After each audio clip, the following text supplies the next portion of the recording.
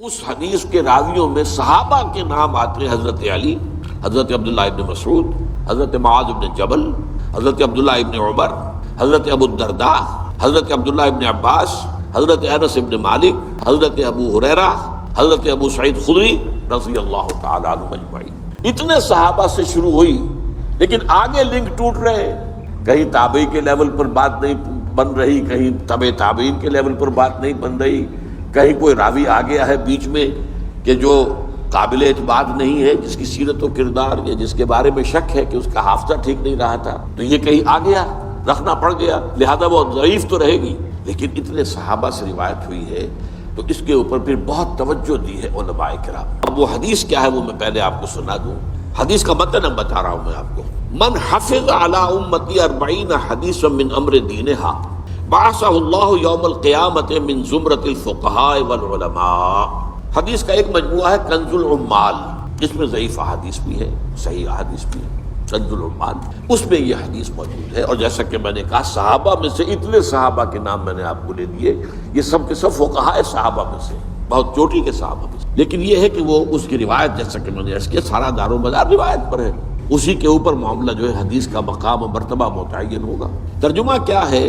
جس شخص نے بھی میری امت کے لیے یا میری امت کی حفاظت کے لیے، اس کے دین و شریعت کی حفاظت کے لیے میری 40 حدیثیں حفظ کی، دین کے معاملے میں 40 حدیثیں حفظ کی، اللہ تعالیٰ اسے اٹھائے گا قیامت کے دن من زمرۃ الفقہاء، فقہاء میں، والعلماء، اور علماء میں۔ جس شخص نے بھی میری امت کے دینی معاملات سے متعلق میری 40 حدیثوں کو حفظ کر لیا۔ اب میں لفظ حفظ کیوں کا تم بول رہا ہوں، یاد کرنا میں نہیں کہہ رہا، اس کو اس کی وجہ ہے، حفظ کر لیا، اس سے اللہ تعالیٰ قیامت کے دن اٹھائے گا فقہاء کے گروہ میں اور علماء کے گروہ میں۔ ایک روایت میں آیا ہے بعثہ اللہ فقیہا عالما، اللہ اسے اٹھائے گا اس حیثیت میں کہ وہ فقیہ اور عالم شمار ہو۔ حضرت ابو الدرداء کی روایت میں ہے وَكُنْتَ لَهُ يَوْمَ الْقِيَامَةِ شَافِعًا وَشَهِيدًا، حضور فرما رہے ہیں اس شخص کے لیے میں قیامت کے دن سفارش کرنے والا بھی ہوں گا اور شفاعت کرنے والا بھی ہوں گا اور گواہی دینے والا بھی ہوں گا اس کے حق میں۔ حضرت ابن مسعود کی روایت میں ہے اس سے کہا جائے گا قیل له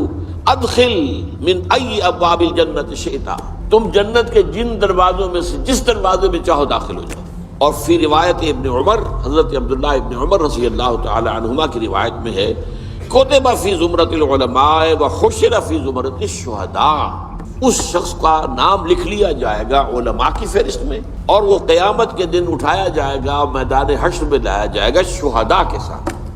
یہ میں نے حدیث کا آپ کو متن جو ہے، ایک تو بہت جو مشہور متن ہے پہلے وہ سنایا ہے، اور پھر مختلف راوی صحابہ کی طرف سے جو روایت ہو کر آئی ہے تو اس میں تھوڑا تھوڑا جو فرق آیا ہے وہ میں نے سنا۔ اب یہاں نوٹ کیجئے کہ میں نے حفظ کے لفظ کو اس حدیث کے ترجمے میں کیوں برقرار رکھا۔ دیکھیے حفظ کا ایک عجیب تصور تو ہمارے ہاں ہے، قرآن کا حافظ ہے، مفہوم جانتا ہی نہیں، یہ کیسا حافظ ہے، یہ تو نام کا حافظ ہے۔ صحابہ کرام میں اگر کوئی صرف حفظ کرتا تھا تب بھی چونکہ عربی اپنی زبان سے مفہوم جانتا تھا، تو قرآن مجید کے متن کو اور اس کے مفہوم کو دونوں کو یاد کرنا اور ذہن میں رکھنا، بلکہ اس سے بھی آگے بڑھ کر الاتقان فی علوم القرآن کے اندر ایک روایت ہے کہ صحابہ کرام میں سے جن حضرات کا خاص شغف قرآن سے تھا، جیسے حضرت عثمان ابن عفان، حضرت عبداللہ ابن مسعود رضی اللہ تعالی عنہ، ان کا یہ کہنا تھا کہ ہم جب نبی اکرم صلی اللہ علیہ وسلم سے 10 آیتیں پڑھ لیتے تھے تو جب تک اس کے علم اور عمل دونوں کو حاصل نہیں کر لیتے تھے آگے نہیں بڑھتے تھے۔ اب نوٹ کیا آپ نے، علم اور عمل، الفاظ ہی نہیں علم بھی، یعنی 3 چیزیں اب جمع کیجئے، الفاظ ان کے حافظے میں محفوظ ہو جائے، علم ان کے ذہن میں آ جائے اور عمل ان کی سیرت کا حصہ بن جائے۔ 3 شرطیں پوری ہوں گی تو وہ حافظ کہلائے گا۔ اب اس اعتبار سے اس حفظ کے لفظ کو یہاں اپلائی کیجئے۔ جس شخص نے امور دینیہ سے متعلق میری 40 حدیثیں حفظ کی، میں نے اسی لیے پھر لفظ یوں کہ تو برقرار رکھا، یعنی اس کے الفاظ بھی یاد کر لیے، وہ اس کے حافظے میں آ گئے، اس کا علم بھی سمجھ لیا، وہ اس کے ذہن میں آ گیا، اس پر عمل بھی کیا، وہ اس کی سیرت و کردار کا جزو بن گیا۔ اس لیے کہ اسی معنی میں حضرت عائشہ صدیقہ رضی اللہ تعالی عنہ سے جب سوال کیا گیا، کچھ تابعی حضرات جمع ہوئے، اور آپ اندازہ کر سکتے ہیں کہ کیسی حسرت ہوگی تابعین کو، کہ جیسے کہ قسمت کی خوبی دیکھیے ٹوٹی کہاں کمند، دو چار ہاتھ جب کہ لبے بام رہ گیا۔ اگر ہم بھی چند سال پہلے دنیا میں آ جاتے تو حضور کی صحبت سے مستفید ہوتے۔ تو حضرت عائشہ ام المومنین رضی اللہ تعالی عنہا کے پاس کچھ تابعی آئے کہ ہمیں حضور کی سیرت سنائیے۔ اب عجیب بات دیکھیے، حضرت عائشہ نے پلٹ کر سوال کیا، الستم تقرؤون القرآن،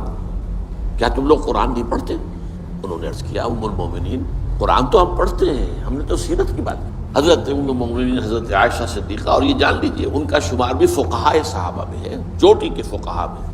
حضرت عائشہ صدیقہ۔ انہوں نے جواب دیا، کانا خلقہ القرآن، حضور کی سیرت قرآن ہی تو تھی، یعنی قرآن متلو ہے، تلاوت کیا جاتا ہے، الفاظ اور حروف کی شکل میں تمہارے سامنے۔ وہ قرآن مجسم تھے، قرآن ان کی رگ و پے میں سرایت کر گیا تھا، قرآن ان کی پوری شخصیت اس کا جزو لازم بن گیا تھا، تو کھانا خلق القرآن۔ اور ویسے بھی آپ دیکھیں قرآن مجید کے اندر جب آپ پڑھیں گے تو بہت سی صورتیں جو ہے وہ تو معلوم ہوتا سیرت کے ابواب ہیں۔ سورہ انفال پڑھیے، یہ غزوہ بدر کا بیان ہے، شروع سے آخر تک ایک باب ہے سیرت النبی کا۔ آل عمران کا بڑا حصہ جو ہے وہ غزوہ احد پر مشتمل ہے۔ اسی طریقے سے سورہ توبہ کا بڑا حصہ جو ہے غزوہ تبوک سے متعلق ہے۔ اس حوالے سے بھی سیرت بنتی ہے، لیکن یہ کہ وہاں اس مفہوم جو ہے بہت مختلف ہے کہ قرآن کی جملہ تعلیمات اس کو مجسم شکل میں دیکھنا ہو تو محمد صلی اللہ علیہ وسلم، تو تم قرآن پڑھو اسی کے آئینے میں تمہیں محمد صلی اللہ علیہ وسلم کی سیرت نظر آ جائے گی۔ اب یہ جو حدیث میں نے آپ کو سنائی ہے، جیسا کہ میں نے عرض کیا، اس پر اجماع ہے کہ یہ ضعیف ہے، لیکن اس کے ساتھ دلچسپی، اس کے ساتھ معاملہ، اس کا پڑھنا پڑھانا، 50 سے زیادہ ائمہ دین اور علماء نے ان کا مجموعے 40 حدیثوں کے اپنے مرتب کیے، لہذا یہ ایک کیٹیگری بن گئی، الاربعون، 40 حدیثیں فلاں کی، 40 حدیثیں فلاں کی، 40 حدیثیں شاہ ولی اللہ دہلوی رحمۃ اللہ علیہ وغیرہ۔